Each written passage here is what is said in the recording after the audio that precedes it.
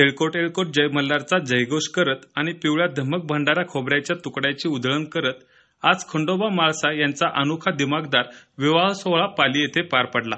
यावेळी साताऱ्यातील पाली येथे खंडोबा यात्रेला अलोट जनसागर पाहायला मिळत असतो। पिवळ्या धमक भंडाऱ्याच्या उधळणीमुळे संपूर्ण पाली नगरी ही सोन्याची नगरी झाल्याचे दिसत आहे। या यात्रेचा आजचा मुख्य दिवस। या यात्रेला महाराष्ट्र, कर्नाटक सह आंध्र प्रदेश येथून भक्तगण येत असतात। या यात्रेची संपूर्ण माहिती घेऊया देवाचे प्रमुख मानकरी देवराज पाटील यांच्याकडून। श्री खंडोबा देवाची यात्रा संपन्न होत आहे। ही यात्रा म्हणजे खंडोबा आणि म्हाळसाईचा विवाह सोहळा असतो। मृग नक्षत्रावर गोरज मुहूर्तावर हा विवाह सोहळा संपन्न होत असतो। या विवाह सोहळ्याला संपूर्ण राज्यातून, कर्नाटक, आंध्र या राज्यातून लाखो भाविक येत असतात आणि लाखो भाविकांच्या उपस्थितीत ही यात्रा संपन्न होत असते। या यात्रेचं स्वरूप असं असते की या यात्रेला तारळी नदीवर दक्षिण पात्रामध्ये संपूर्ण या ठिकाणी मिरवणूक जी होत असते, त्या मिरवणुकीचं संपूर्ण या ठिकाणी भाविकांना दर्शनाचा लाभ किंवा भंडार खोबरं उधळण्यासाठी संपूर्ण परिसर मोकळा ठेवला जातो।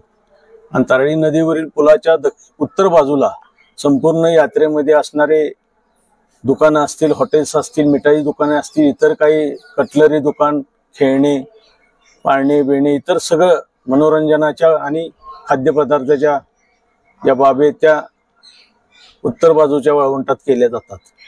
या यात्रेचं एक महत्त्व या वर्षी असं आहे की ही मिरवणूक साधारणतः आपल्या वाड्यापासून, मानकरी वाड्यापासून 1:30 वाजता निघेल आणि जाताना त्या मिरवणूक मार्गावरून त्या मिरवणूक मार्गामध्ये मिरवणुकीमध्ये जे वराडी मानकरी असतात हे सर्वजण सामील होत असतात। त्याच्यामध्ये गाडे आहेत, मानाचे गाडे आहेत, आमचा देवस्थानचा महाराजांचा रथ आहे, त्या रथाचा आणि देवस्थानचा संपूर्ण कारखाना आहे।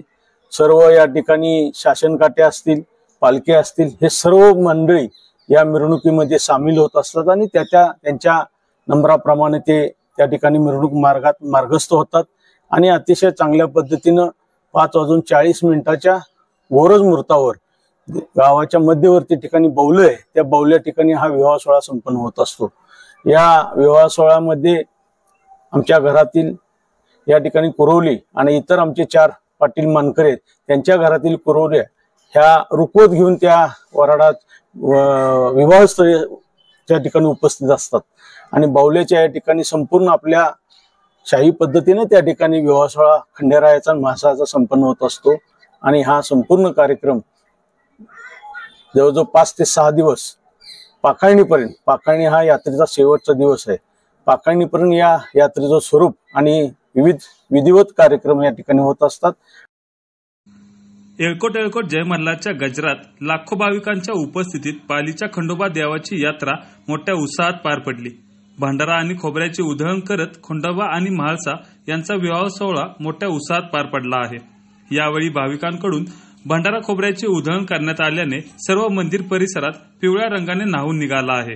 अयोध्यातील राम मंदिराच्या प्राणप्रतिष्ठेच्या पार्श्वभूमीवर पालीच्या मंदिरातील खंडोबा आणि म्हाळसा यांच्या मूर्तींना आकर्षक फुलांनी सजवण्यात देखील आलं आहे। न्यूज 18 लोकलसाठी शुभम बोडके, सातारा।